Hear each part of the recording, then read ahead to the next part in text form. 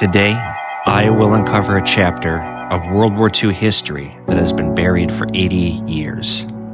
Everyone knows the German death camps of Auschwitz, but almost no one knows that in Weihsien, Shandong, there stood the largest Allied civilian internment camp in China during World War II. This was a mental prison.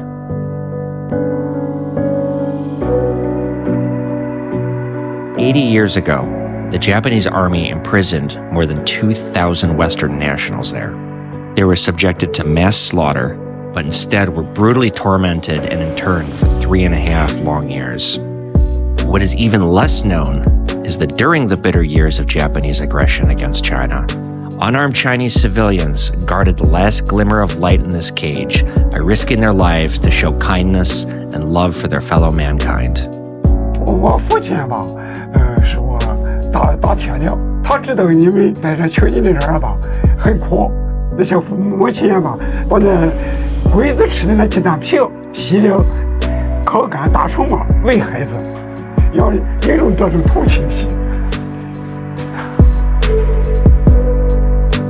The cruelest torment the Japanese army inflicted on the camp inmates was never beatings or killings.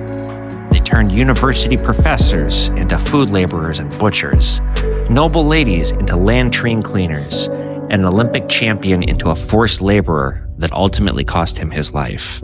They stripped everyone of their names, leaving each person only designated as a cold number. They could only watch their dignity being torn to shreds little by little. A man who weighed over 200 jin quickly wasted away to under 90 jin in this hellish place.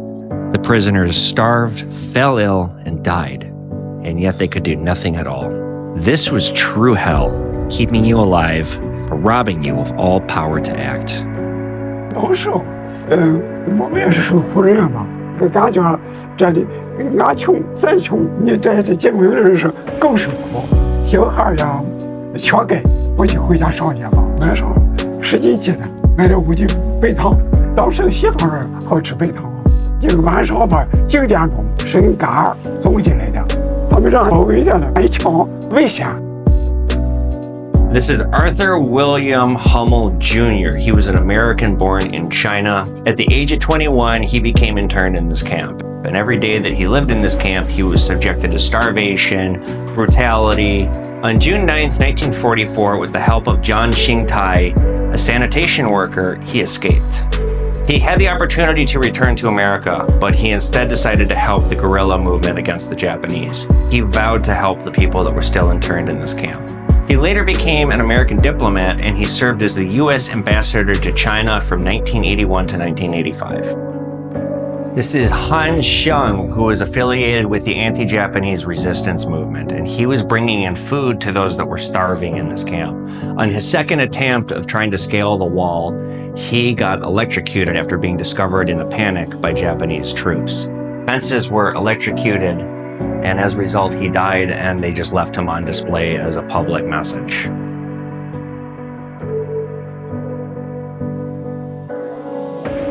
We remember this chapter of history not to harbor hatred, but to stop tragedies from repeating themselves.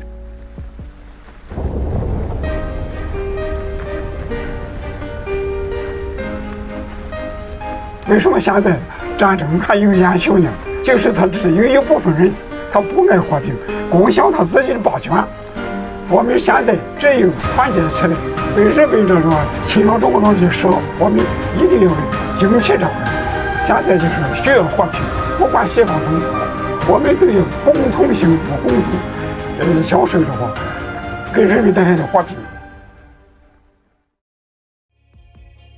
我们现在的和平是来之不易的，不要再因为战争而造成更大的伤亡。西方和中国一定要爱好和平，延续这种和平的精神。推开世界的门，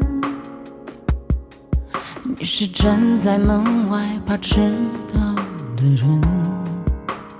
War knows no borders, suffering no races, and the radiance of humanity has never been bounded by nationality.